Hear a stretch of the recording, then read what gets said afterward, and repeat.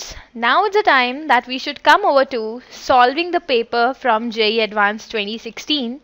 If I'm not wrong, you people must have done paper 1 with the solutions. Now it's the time that we should begin up with paper number 2. So here on this tab I have uploaded the paper number 2 and I have written all the, there are all the questions we have uploaded for you. So the section has got 18 chemistry questions and we'll be solving this chemistry part only in today's section. So then what I'm gonna do is I'll be starting up with every single question. I'll try to explain you the answers for all these questions, and with due time we'll see whether we can solve out the complete questions or not. So without wasting any further time, let me come over to the very first question that has been asked and is given there. So first of all, my humble request to you all is you first need to read all the instructions. Like when you'll be giving the papers, then you must have read the instructions. So to begin up with the first question, this is question number 19, and question number 19 says that you have to tell the correct order. So let me write this screen as question number 19. So you can read the question here. The question says that the correct order of acidity for the following compounds is. You have been given 4 compounds. Let me make up the structures for all these 4 compounds. So the first one is COOH. Here you are having an OH group, and here again you have OH. This is compound number 1. To say the compound number 2 that is given to me, as we have just a carboxylic acid but we have one OH group here. So let's say this is compound number 2. Coming over to the third compound, you have an OH group there at the meta position, and the fourth compound is you have benzoic acid but with an OH group at the para position. So these are the 4 compounds that have been given to you, and you have been asked to identify the correct order of acidity for the following compounds. Now, my dear students, if you have to look into the details, you must have heard something about ortho effect.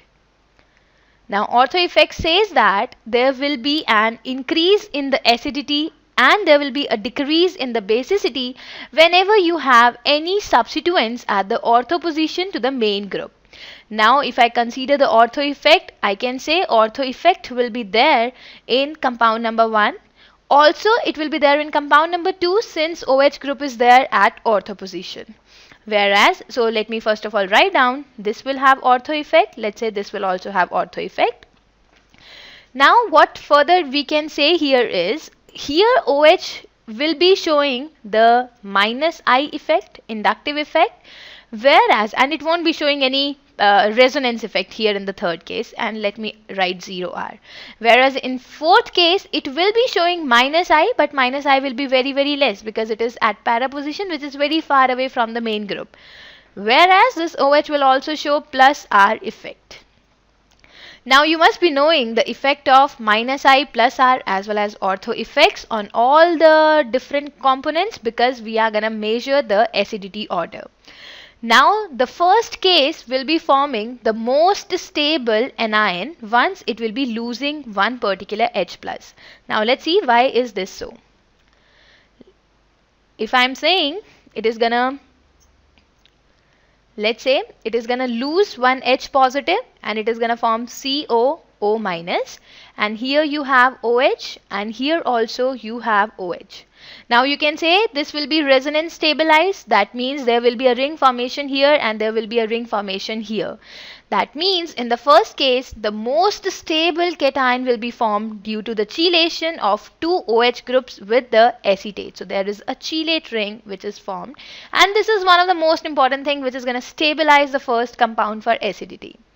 Also if I come over to the second case, in second case also you can write the same thing. You will have COO minus and you have an OH group.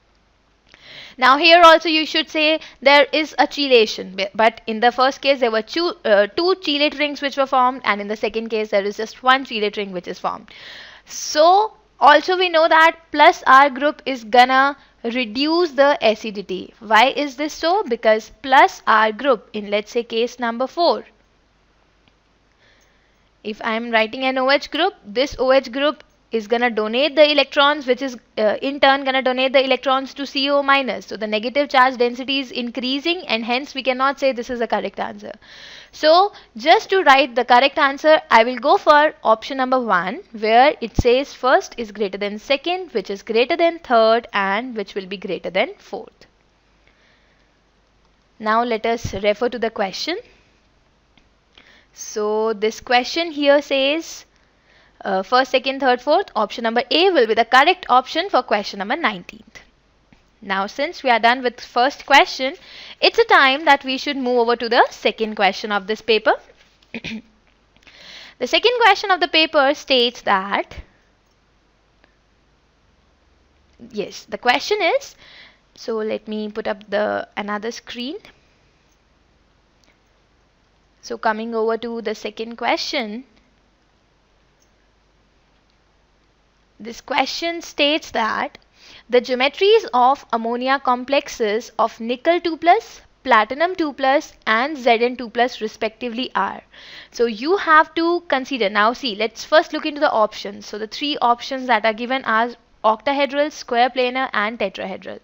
And one very important thing to be known to you people, that you have to find out, or you have to tell what should be the geometries of nickel 2 plus, platinum 2 plus and zinc 2 plus. So you have to tell whether the geometry is octahedral or it is square planar, or let's say the geometry is tetrahedral.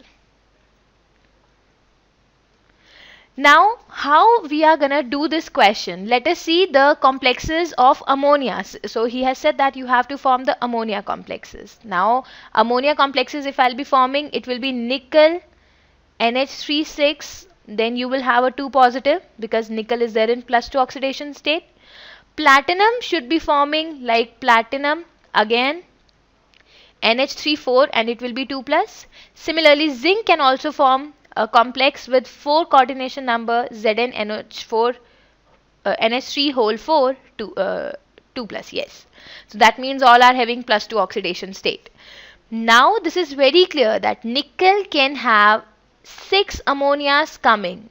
So it will be forming a geometry like completely octahedral, because nickel will be very stable. So you can refer to the CFSE of the complete compounds so formed. You will find that when nickel is forming a complex with ammonia with +2 oxidation state, the CFSE in this case will be much larger as compared to the CFSE which will be obtained if nickel would have combined with only 4 ammonia molecules.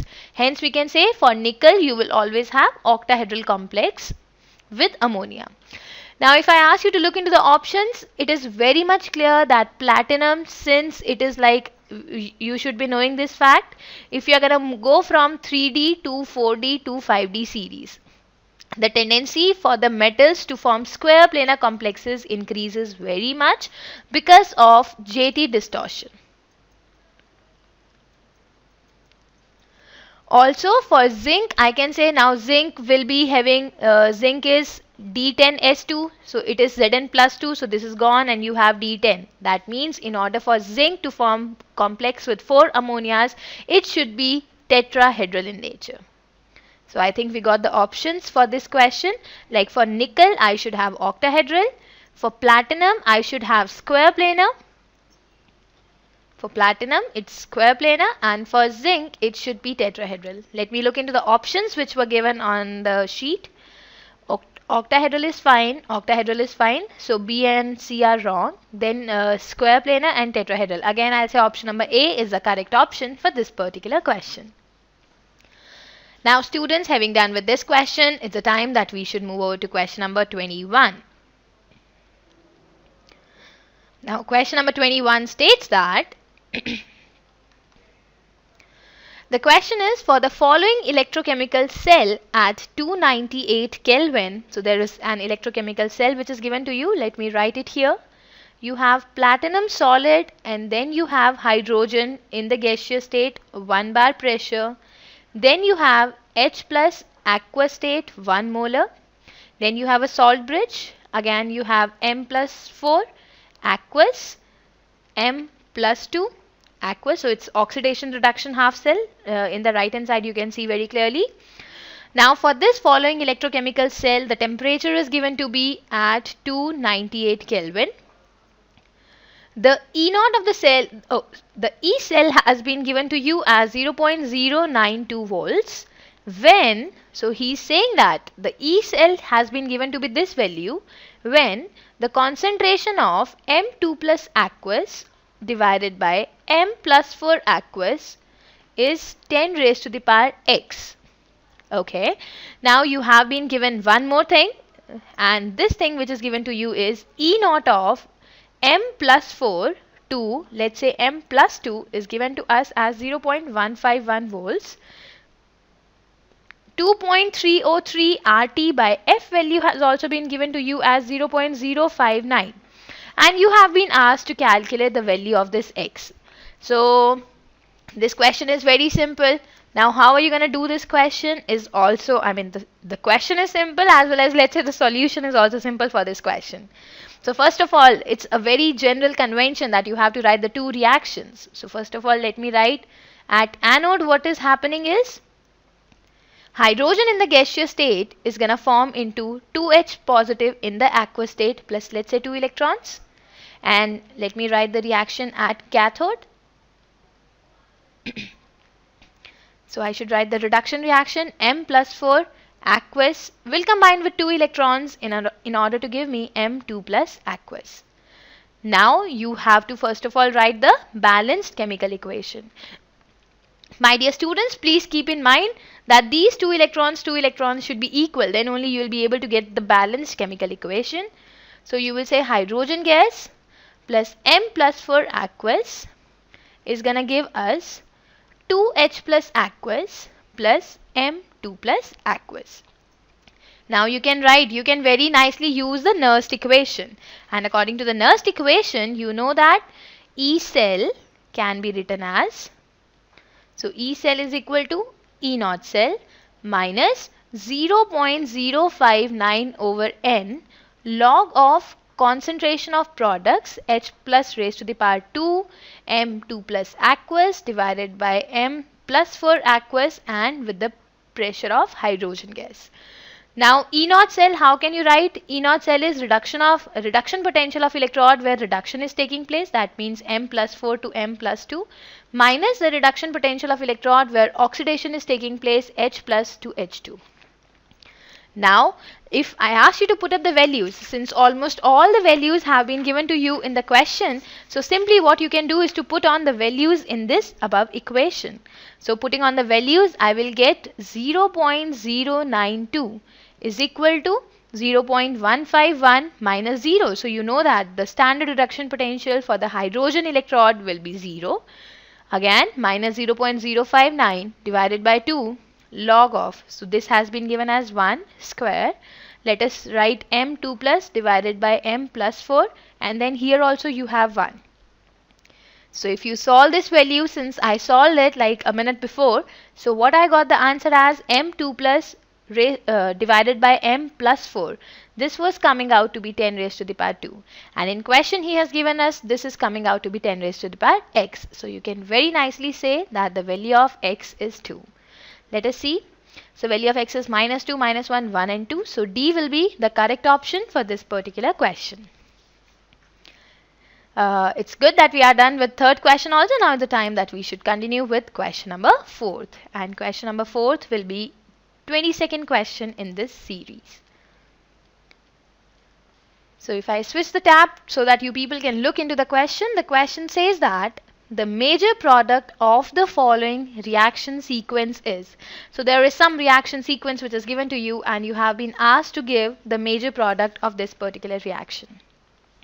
Let me write the reactants. You have a benzene, you have C double bond O, then you have something like this. Now let me tell you what is the series of reactions that has been followed to do this. So first of all you have HCHO, that too in excess, in the presence of NaOH, and you are heating it. The second thing that you have is HCHO in the presence of H plus and then you have a catalytic amount. And you have been given 4 options. So how I'll continue with this question is I'll try to write down the steps how you are going to follow. So very first and clear thing is you have C double bond O, C, you have CH3, you have CH3, and you have one hydrogen here. So if you are going to add HCOH in the presence of NaOH, this is very good example of cross aldol condensation because you are heating it also. So this is cross aldol condensation. Now in cross aldol condensation, how you do it? First of all, OH minus will go take away this proton.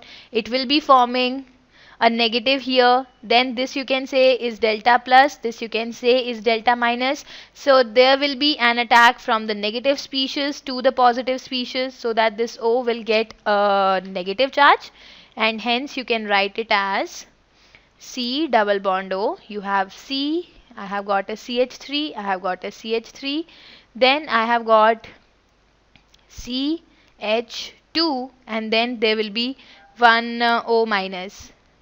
So this O minus will be substituted since we are adding H plus also. So first of all, you will get the compound C double bond O, CH3, CH3, and then you have a CH2, and then you have OH. Now again he is saying that you have added HCHO in excess. Let us see whether there can be furthermore reaction which can be taking place in this particular condition or not. Now you can very nicely see that if I am adding HCOH in the presence of NaOH, now in this particular reaction I have got no alpha hydrogen. So if there is no alpha hydrogen, you can say that this is an example of Cannizaro's reaction. But this reaction will not be simply known as Cannizaro's reaction, it will be simply known as cross Cannizaro's reaction, because you have got two different components which are going to show this particular reaction. So we can say that one of the C double bond O will get converted into OH, and the another C double bond O will get converted into COOH, so acidic group. So we can say the product will be, you have CHOH, and then 2 here, and then you have CH2OH, and then you have HCOO minus. So let me write it again. Yes. So now let us see what else he has added. To this particular substance, he has added HCOH, but not in the presence of NaOH. This time he has taken H plus. So, and that too in the catalytic amount. That means we can say that since we have got two alcohols, OH groups are there, and this is a C double bond O group. So we can very nicely say that this is a reaction of acetal formation. And the acetal so formed in this case will be something CH, you have O, and then you have a CH2. So this C double bond O and this H and this H. So there will be a release of water molecule. So you will have O here. Then again you have CH here, and then you have two methyl groups. So this will be the answer for this particular question. Let me see what are the options that are given. So option number A, as per you can see, matches the answer very nicely. So we can say option number A will be the correct option for question number 22. Now having done with question number 22, it's a time that I should be teaching you how to do question number 23.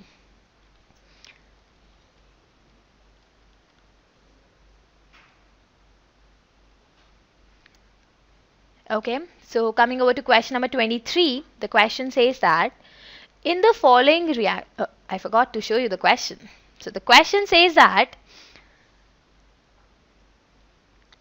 in the following reaction sequence, in aqueous solution, the species X, Y, and Z respectively are. So that's again a simple question where you have to just identify what are the species. Now dear students, one very good technique to solve these questions is you should know what exactly are X, Y, and Z. But at least you should know how to get the answer from the options. We never ask you to mug up every little single reaction which is given in your NCERT or let's say any other textbook.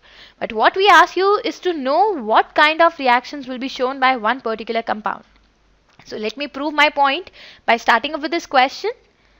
The question was S2O3 2 minus. First of all, you have added Ag plus, it is going to form X. Now this X is a clear solution. Now to this clear solution you are adding another Ag positive and it is going to form Y, which will give us some white precipitates. To this white if you keep for some time, so this white with time it forms Z and this is black precipitate. Now let me first of all look into the options. Let us see the very first option. Now since Ag plus with S2O3 2 minus is going to form a clear solution, so I can say that the reactions, let me write down the reactions for you. So first of all I can say S2O3 2 minus has a tendency to combine with one Ag positive and it is going to form AgS2O3 twice whole with a 3 negative charge, so that silver here again will be having a positive charge. Now here this, let me say this is compound number X and this is very well known that this will be a clear solution. However, if I further start adding Ag plus, then it has to get precipitated as white in color. So it must be a very well known compound Ag2S2O3. So this is Y and it settles down as precipitate which are white in color. And these white precipitate, this is very clear thing that these Z which are nothing but black precipitate are nothing but of silver sulfide, which is Ag2S, and this is Z. So let me see what are the options. S2O3 2 minus, AgS2O3 2 minus, 3 minus, that is correct.